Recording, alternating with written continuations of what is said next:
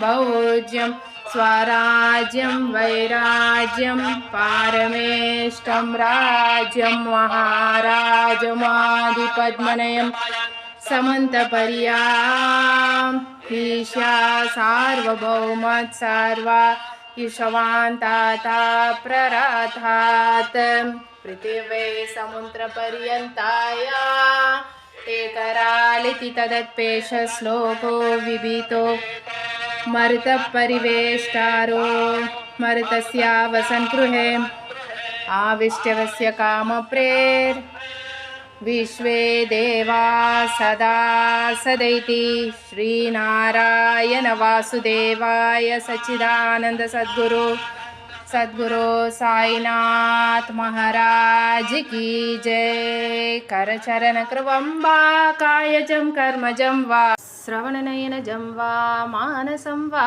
परातं विगिदमविगिदं वा सर्वमेतत्समस्व। जय जय करनाप्ते श्री प्रभु साईनाथ श्री सच्चिदानंद सद्गुरु साईनाथ महाराज की जय।